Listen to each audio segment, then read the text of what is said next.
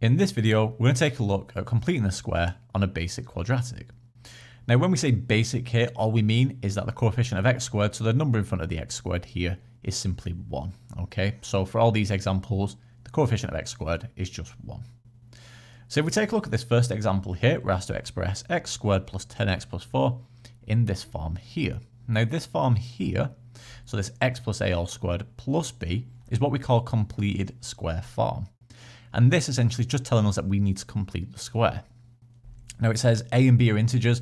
Remember, an integer is just simply a whole number, could be positive, could be negative. Okay, but we should get a whole number. If we don't, then we know we've done something wrong. Now to complete the square, this is a topic that I think gets overcomplicated, but it's actually not too bad. It's quite straightforward, especially when the coefficient of x squared is just 1.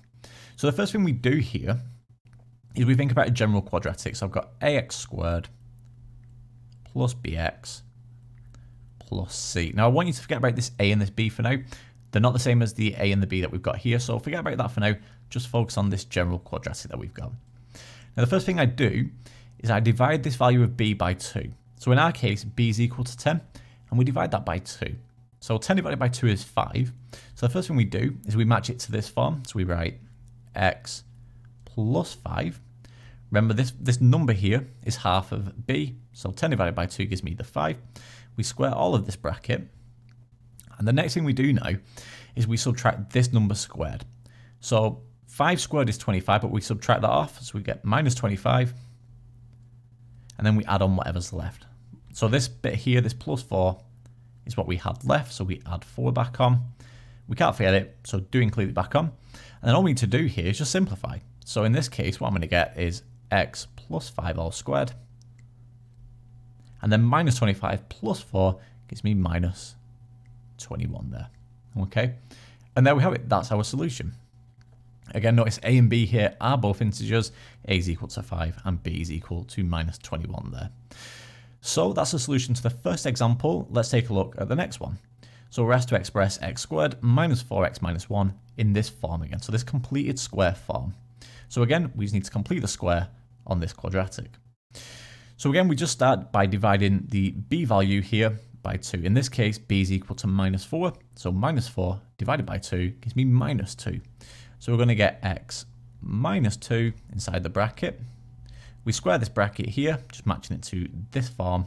And what we do now is we subtract this number squared. So minus 2 squared would give me 4.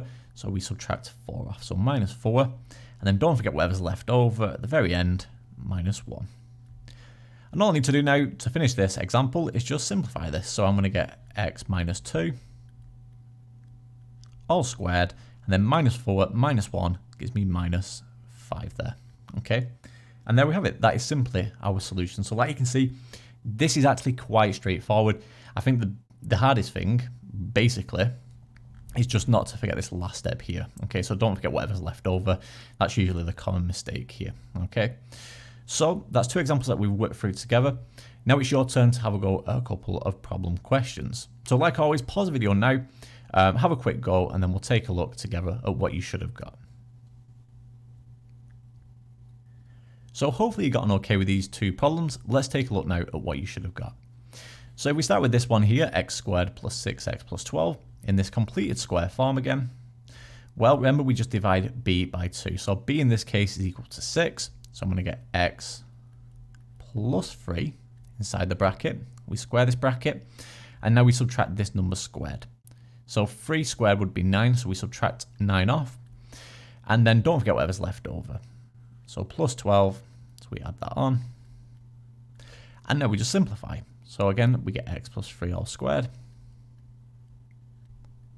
And then minus 9 plus 12, that's the same as 12 minus 9, giving me plus 3 there. Okay. Again, like you can see, this is really straightforward, just remembering those basic steps. And then we take a look at this last example here. We're asked to express x squared minus 8x plus 3 in completed square form again. So again, we just start by dividing b by 2. So b in this case is minus 8, so I'm going to get x minus 4. So I get x minus 4, we square this bracket, and now we subtract this number squared. So minus 4 squared would give me positive 16, but then we subtract that off, so minus 16.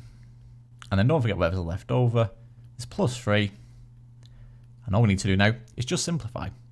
So we're going to get x minus 4 all squared. And then minus 16 plus 3 would give me minus 13. And there we have it. That's our solution. Again, notice for all these examples and problems that we've worked through, it will always say a and b generally are integers. So always just make sure that you're getting a whole number here.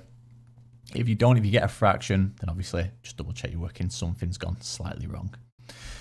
But that brings us to the end of this video. In the next video, we're going to take a look at when the coefficient of x squared, a, is greater than 1. So we could have, for example, 2x squared, 3x squared, 4x squared. You do need to be able to do that as well. So that's what we're going to take a look at in the next video. As always, thanks for watching.